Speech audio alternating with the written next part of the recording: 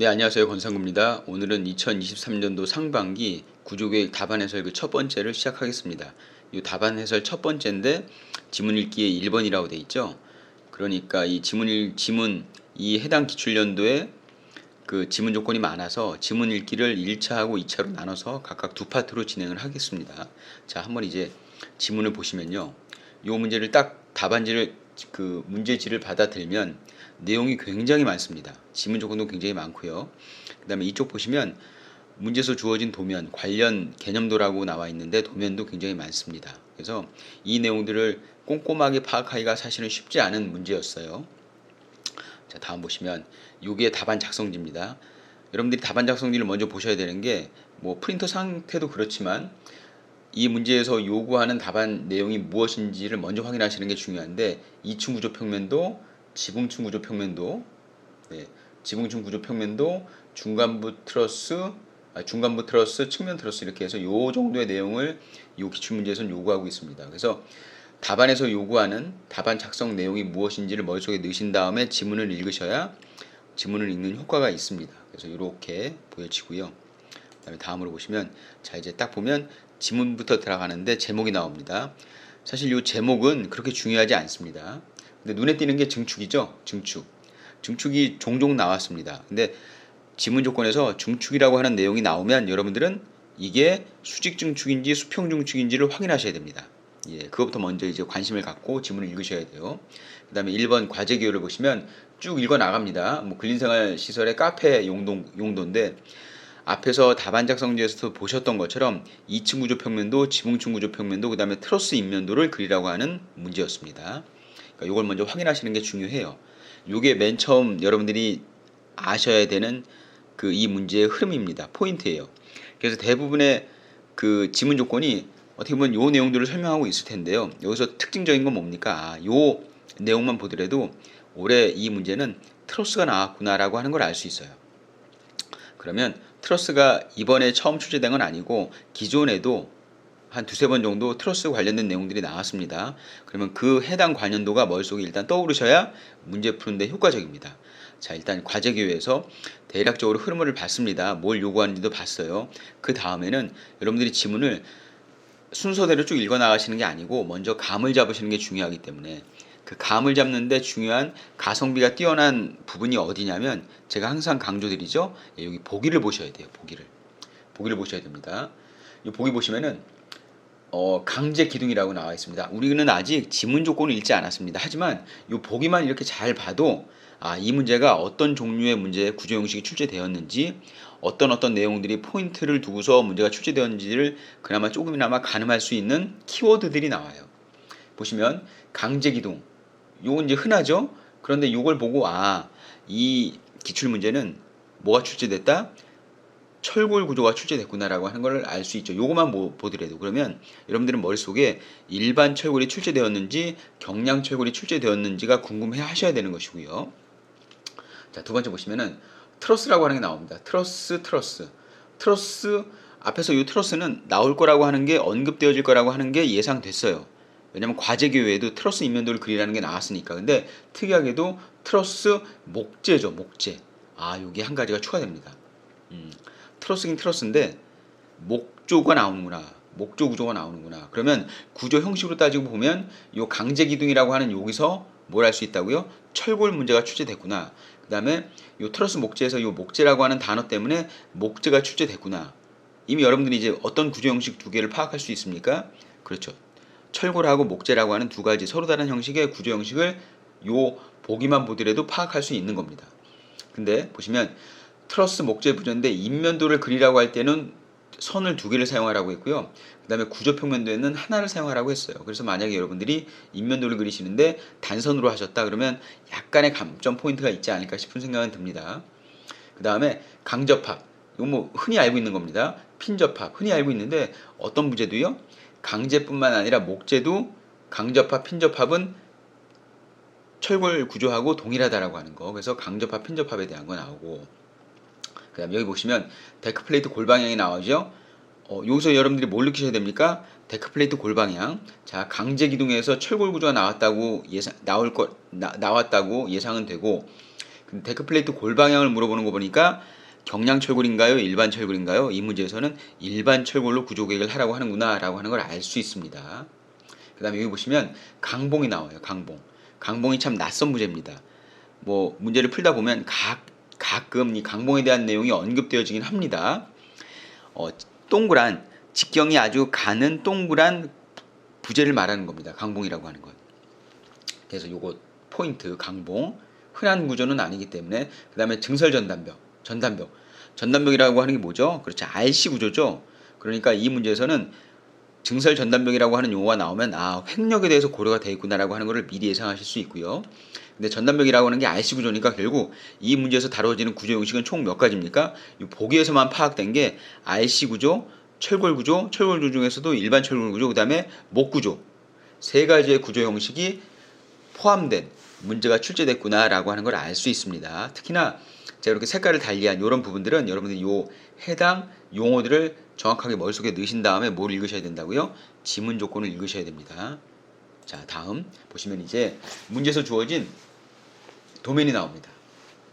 보시면 1층 평면 개념도, 2층 평면 개념도, 지붕 개념도, 비비 단면 개념도라고 나와 있어요. 그러니까 어떻게 보면은 이 개념도라고 하는 게 좀 낯설긴 하지만 뭐 구조 평면도라든지 건축 도면이라든지 이렇게 주지 않고 개념도라고 줬다고 하는 거는 최대한 요 도면 형식의 요 내용에다가 출제자가 본인이 생각하거나 중요하다고 생각되는 내용들을 거의 다 반영했다고 생각하시면 됩니다.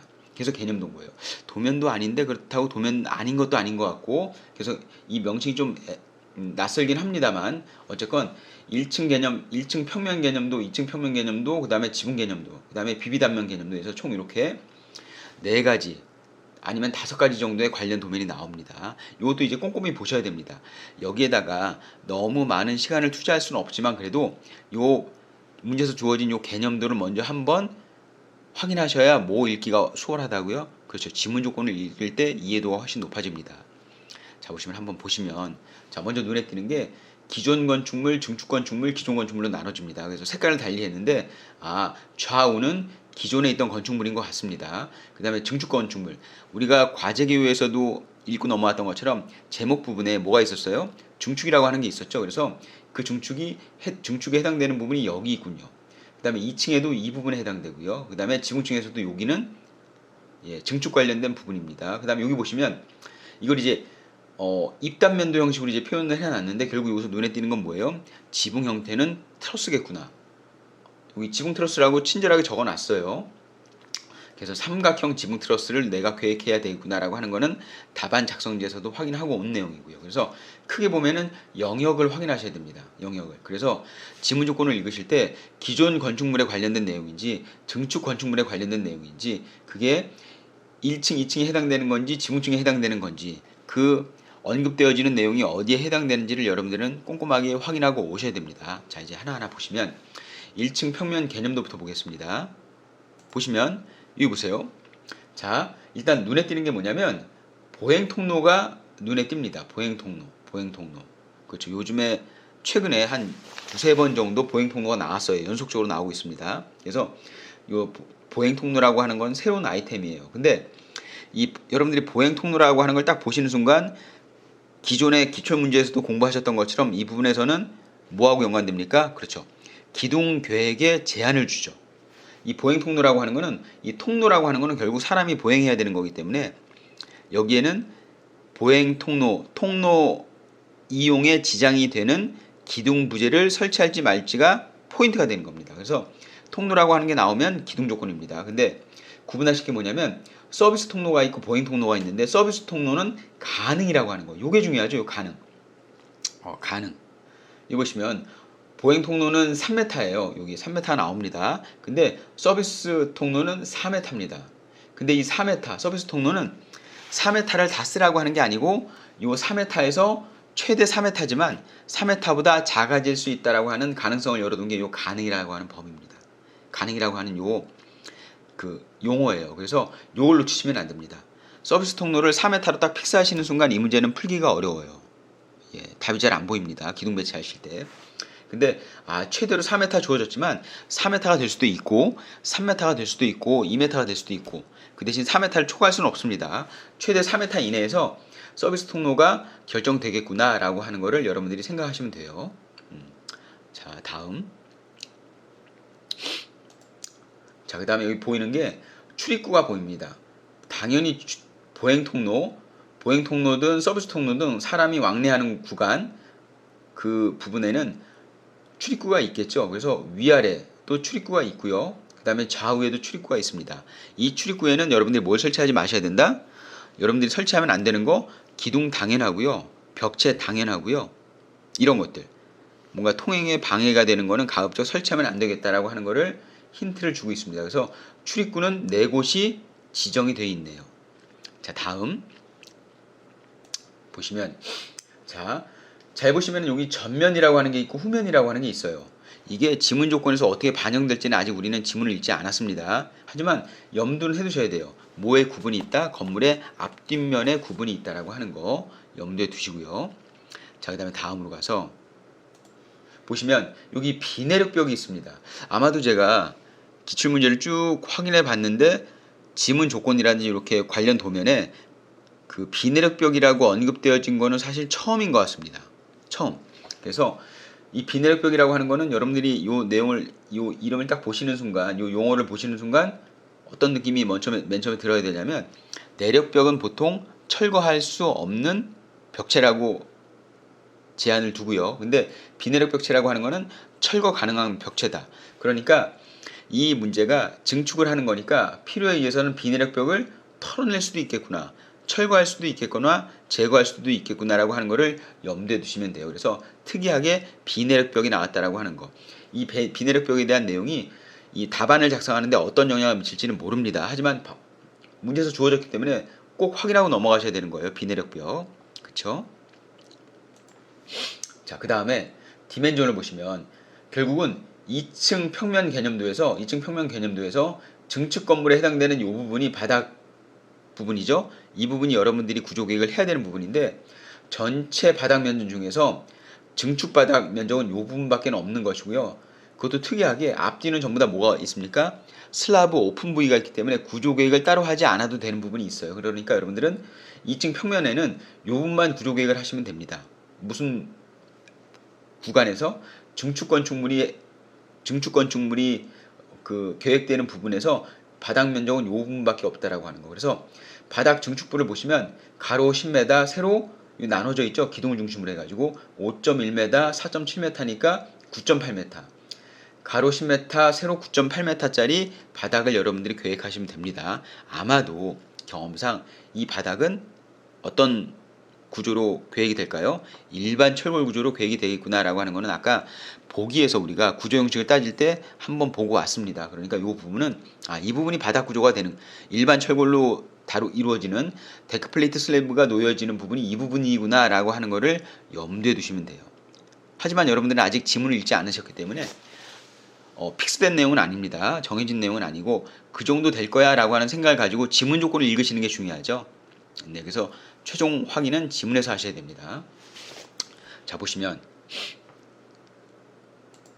자, 중요한 게 뭐냐면 여기 보세요. 1층 평면 개념도하고 2층 평면 개념도가 있습니다. 근데 잘 보시면 우리는 이 바닥을 구조 계획을 해야 되는데, 이 바닥의 디멘전, 요 영역이 1층 평면에는 어디에 오버랩이 될까요? 요 정도 오버랩이 됩니다. 근데 이 문제가 조금 까다로운 게 뭐냐면, 2층에서는 요 바닥 증축부를 표현하는 요 세로 방향 길이가 4.7m, 5.1m에서 9.8m로 지워져 있는데, 요 1층으로 가면은 요 기둥 중심으로 해가지고 어디 치수만 나와 있어요? 여기 치수만 나와 있습니다. 근데 그 치수마저도 5.1m, 3.1m, 3m 이렇게 돼 있어요. 그러니까 여러분들이 2층 바닥이 놓이는 위치를 정확하게 1층에 잡기가 쉽지는 않습니다. 그러면 2층 바닥 이 면적을 왜 1층 바닥에다가 투영을 해야 될까요? 결국 여러분들은 이 바닥 증축부를 계획하기 위해선 그것보다도 우선적으로 뭘 계획해야 되기 때문에 기둥 위치를 잡아줘야 되는데, 과연 기둥 위치가 어디에 놓일까를 가늠하려고 하다 보면은 이 면적이 필요합니다. 근데 이 문제에서는 좀 까다롭게 줬다는 거. 무슨 말씀인지 아시겠죠? 2층에서는 5.1m 디멘전을 줬지만 1층에서는 이 면적을 잡기 위해서 따져봤더니 3.1m, 3m 그러니까 5.1m는 별도로 여러분들 그 위치를 잡으셔야 돼요. 그러면 요 정도 위치가 된다라고 하는 거 염두에 두시면 되는 것이고요. 네. 그 다음에 다음으로 가면 자 이제 지붕 개념도가 나옵니다. 지붕 개념도가 나오는데 앞에 입단면도에서 봤던 것처럼 지붕은 박공 지붕이었어요. 그래서 평면도로 보면 이렇게 물매가 보입니다. 물매. 근데 보시면 측면부 트러스, 그 다음에 여기가 중간부 트러스 이렇게 나오죠. 그러니까 우리가 답안 작성지를 봤을 때 트러스 입면도를 그리는데 중간부하고 측면부가 구분돼서 각각 그리게 돼 있어요. 그러니까 이 부분이 트러스이긴 한데 중간부 트러스하고 측면부 트러스는 좀 모양이 다른가 보다, 아니면 다른 지문 조건이 주어지나 보다, 아니면 어떤 형태가 좀 달라지나, 이런 어떤 의문이 들 수 있는 문제에서 구분을 해줬기 때문에, 그래서 그걸 한번 염두에 두시고 요 물매 방향도 한번 보세요. 결국 여러분들이 증축부 트러스를 계획하는 데 있어서 용마루는 어디다? 용마루는 여기가 되겠다. 요걸 먼저 체크하시는 게 중요하죠. 용마루가 여기구나. 항상 박공 지붕을 계획할 때는 용마루하고 그 다음에 처마 부분 위치가 어딘지를 먼저 결정하고 들어가셔야 트러스 계획이 됩니다. 자, 다음으로 가시면 자, 여기 보시면은 AA 단면 개념도하고 BB 단면 개념도가 나와요. 이건 앞에서 봤습니다. 결국 지붕은 박공 모양의 지붕일 것이다 라고 하는 거, 트러스는 측면부하고 중간부 트러스를 나는 계획해야 될 것이라고 하는 거. 자, 보면은 이제 BB 단면도를 보시면 BB 단면 개념도를 보기 위해서 앞으로 갑니다. 저희가 확인하고 오진 않았는데 BB 단면을 어디서 끄는 거냐면 여기서 2층 평면이라든지 1층 평면 기준으로 봤을 때 여기를 끄는 겁니다. 여기. 그러니까 당연히 이 부분을 끊으면 이 부분을 이렇게 절단을 해서 보면 이 부분하고 이 부분은 바닥판이 없겠죠. 예, 그걸 이제 이 모양에서 주어지고 있죠. 바닥판이 없는 거. 그래서 BB 단면들을 보시면 이 바닥판은 2층 바닥은 이렇게 주어지지만 앞뒤로 뚫려 있는 오픈 부위는 뭐가 없다? 슬래브가 없다라고 하는 걸 확인하시면 됩니다. 자, 그리고 여기 보시면은 지붕 트러스에서 맨 꼭대기 윗부분이 용마루고요. 물매가 쭉 져가지고 맨 끝부분, 지붕의 끝부분, 물매의 마지막 부분이 여기가 처마 부분이 되죠. 그래서 여기 용어가 주어졌습니다. 용마루하고 처마부. 근데 그 높이가 얼마다? 3m. 요거 확인하고 가실 필요가 있어요. 3m. 그래서 전체적으로는 층고가 1층 층고 3.6m, 2층 층고 3.6m, 그 다음에 지붕층 트러스를 형성하고 있는 그 처마에서부터 용마루까지 높이가 3m라고 하는 거, 요거 하나 체크를 하시면 되는 겁니다. 됐죠? 자, 그 다음에 이제 답안 작성지로 갑니다. 답안 작성지를 보시면 결국 앞에서도 봤지만 우리는 이 부분의 구조 계획을 해야 되고요. 이 부분의 구조 계획을 해야 되는데 이 부분은 아마도 뭘 것이다? 일반 철골로 데크플레이트 슬라브를 까는 설치하는 부분일 것이고, 이 부분은요 목조 트러스가 놓이는 부분일 것이다 라고 하는 거. 그 다음에 보시면 측면부 트러스하고 인면부 트러스, 그러니까 중간부 트러스하고 측면부 트러스가 지문 조건을 통해서 어떻게 구조계획이 될 건지는 조건을 따져봐야 되는 것이고요. 그래서 대략 제가 말씀드렸지만 여러분들이 시험 보실 때는 이 내용들을 갑자기 빨리 한번 훑은 다음에 어디로 가셔야 된다고요? 이제 지문 조건으로 갑니다. 지문 조건으로. 자, 가시죠. 보시면 여기 계획 조건에서 기존 건축물 3.6m, 증축 건축물 3.6m. 그러니까 증축 건물이든 기존 건축물이든 뭐가 동일하다? 슬라브 레벨이 동일하다. 단 차이가 나지 않는다. 문제를 조금 더 어렵게 내면 이 단 차이를 줬을 수도 있어요. 기존 건축물하고 증축 건축물의 슬라브 레벨 차이가 나면은 또 문제가 조금 까다로워집니다. 하지만 이 문제는 동일하다라고 하는 거. 그리고 여기 그래서 보시면 2층 바닥 레벨하고 지붕층 바닥 레벨, 트러스 하부 부분은 레벨이 동일하다라고 하는 거. 3.6m 이건 확인하고 왔죠? 자, 다음으로 갑니다. 자, 보시면 요것도 보고 왔어요. 최고 높이 이게 어딜까요? 용마루 높이. 처마 높이는 이렇게 돼 있습니다. 그러면 우리가 여기서도 보셨던 것처럼 용마루하고 처마가 몇 m 차이 난다고요? 3m 차이 납니다. 그래서 이 부분이 용마루 높이, 여기가 처마 높이에서 그걸 설명하고 있습니다. 그래서 여기 보시면 이제 관련 내용을 하나하나 정리해 나가는데 증축 부분입니다. 근데 지붕 경사 목재 트러스 부분에서 뭐의 높이요? 처마하고 용마루의 높이 차이는 최대 얼마라고요? 3.0m라고 하는 거 일단 체크하시고요.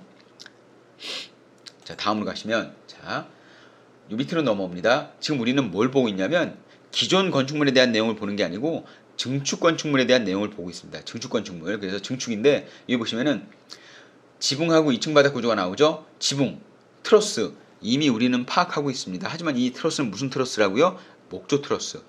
2층 바닥 이하 강구조. 여기는 강구조라고 했지만 우리는 내용을 이미 미루어 짐작하고 있습니다. 무슨 구조일 것이다? 철골 구조 중에서도 일반 철골 구조일 것이다. 데크플레이트 슬라브가 깔리는 부분일 것이다 라고 하는 것을 알 수 있습니다.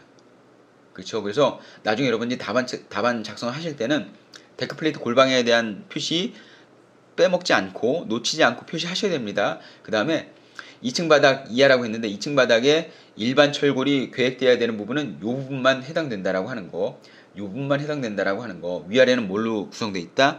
슬라브 오픈으로 구성되어 있다라고 하는 거 염두에 두시고요. 자, 그 다음에 두 번째로 적용 하중 나옵니다. 적용 하중은 사실 이 크기는 중요하지 않습니다. 이 크기는 중요하지 않아요. 근데 여기서 지붕층 하중하고 2층 하중이 차이가 굉장히 많이 나죠. 그래서 고정 하중 4kN/단위 제곱미터, 활하중 3kN/단위 제곱미터라고 하는 것은 보통 일반 철골이라든지 RC 구조일 때 이 정도의 하중 크기가 나오는 것이고, 이게 만약에 경량 철골로 간다, 목 구조로 간다라고 하면 하중이 확 줄어듭니다. 그래서 어디에서도 확인하실 수 있어요.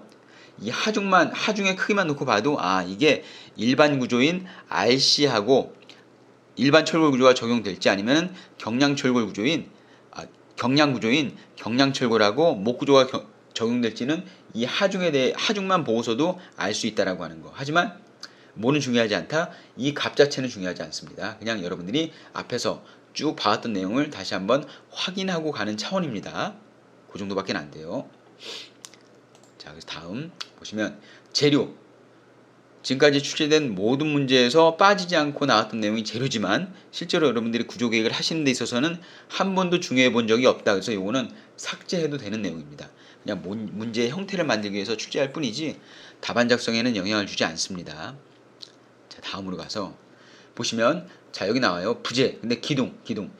중축 건축물에 기둥을 적용할 때는 뭐라고요? 기둥의 크기가 H형광 400에 400. 그러니까 자, 보세요. 바닥 슬라브, 증축 바닥 슬라브, 증축이 되는 데크플레이트 슬라브가 깔리는 2층 바닥 슬라브를 지지하는 기둥은 몇 층 기둥입니까? 1층 기둥이죠. 그래서 증축 부분이긴 하지만 1층 기둥에 해당되는 내용을 별도로 묶었습니다. 그래서 H형광 400에 400짜리가 쓰인다라고 하는 거 확인하시고요. 그 다음에 슬라브는 데크플레이트 슬라브가 쓰일 것이다. 요건 이제 이미 알고 있습니다. 그래서 여기 2층 바닥을 형성할 때는 데크플레이트 슬라브 두께 200. 사실 이 200이라고 하는 거는 답안 작성을 하는 데는 적용할 만한 부분이 없어요. 이 두께 200이 의미가 있으려면 문제지에서 뭘 요구해야 된다? 단면 상세도를 요구해야 되죠. 단면 상세도를 요구하면 그때는 여러분들이 스케일에 맞춰서 두께 200을 표현하셔야 됩니다. 하지만 이 문제에서는 이 두께가 없다고 해도 크게 문제는 되지 않는다라고 하는 거. 자, 그 정도 내용 반복적으로 한번 생각을 해보실 필요가 있습니다. 그 다음에 지붕 중돌이. 네, 지붕 중돌이. 지붕? 목조 트러스인데 목조 트러스에도 중돌이가 설치되는구나 라고 하는 거. 목재 크기 150에 200. 150에 200. 그래서 요거는 지붕 경사 목재 트러스를 구성하는 데 필요한 부재이기 때문에 여기다 집어넣습니다. 그래서 여러분들이 지문 조건을 읽으실 때 이 지문 조건이 어디를 계획하는 데 필요한 지문 조건이야 라고 하는 걸 확인하신 다음에 그 해당 카테고리에 서머리를 하실 때 미리 그 해당 카테고리에 집어넣으시면 돼요. 그럼 나중에 굳이 지문을 꼼꼼하게 다시 여러 번 읽지 않더라도 뭐만 보면 여러분들이 작성한 요점 내용만 가지고도 뭐가 가능하다? 구조 계획이 가능합니다. 됐고요. 자, 보시면 강봉 낯설죠. 강봉 어디에서 봤습니까? 그렇죠. 강봉 보기에서 보고 왔습니다. 강봉. 그러니까 강봉을 한번 생각을 했어요. 근데 강봉의 지름 얼마짜리요? 20mm짜리. 20mm라고 해봐야 2cm밖에 안 되는 굉장히 가는 봉이에요, 봉. 그래서 지붕에다가 가세를 설치하는구나. 가세를 설치할 때는 뭘 써야겠다? 강봉 20mm짜리. 그래서 여기다가 강봉 지름 20mm짜리 여기다 넣습니다. 됐죠? 자, 이제 다음으로 갑니다. 자, 보시면 요게 중요해요. 설비 공간. 보미 300 확보. 몇 번 출제됐던 유형입니다. 해당 특정 부분에 보 밑에 천정고를 제한한다든지 반자 높이 천정고라든지 부재의 크기를 결정하기 위해서 그걸 뭘로 제한합니까? 보 밑에 얼마 정도는 몇 미리 정도 확보하라고 하는 요 지문 조건을 줘서 문제를 제안하는 경우가 있어요. 이 설비 공간 요 범위 300이라고 하는 거하고 연관되는 아이템이 뭐냐면, 자 보세요. 먼저 여러분들이 어떤 천정고라든지 층고에 대한 내용이 나오면 맨 처음 뭘 확인하셔야 된다고요? 그렇죠. 층고를 먼저 확인하셔야 되는 내용이 요 치수가 먼저 들어오셔야 되고, 두 번째, 과연 해당 부분에 어떤 부재를 쓸 거야 라고 하는 거. 여기서도 뭐가 중요하냐면 요 부재 크기 중에서도 요 앞에 나와 있는 춤 600을 쓸 거야, 500을 쓸 거야, 400을 쓸 거야, 200을 쓸 거야 라고 하는 거를 먼저 보셔야 됩니다. 그 다음에 뭐까지도요? 슬라브 두께 200까지도 확인하셔야 됩니다. 그래서 설비 공간, 문제에서 주어진 이 설비 공간을 제대로 체크하기 위해서는 층고라든지 슬라브 두께라든지 또 뭐요? 여기 나와 있는 보호 부재 크기를 확인하셔야 되는 문제죠. 그래서 여기 보시면 여기다 적어놨습니다. 범위 300을 확보하라고 하는 내용이 층고라든지 슬라브 두께라든지 보충을 확인하셔야 되는데, 이 문제에서 천정고는 나오지 않았어요. 천정고.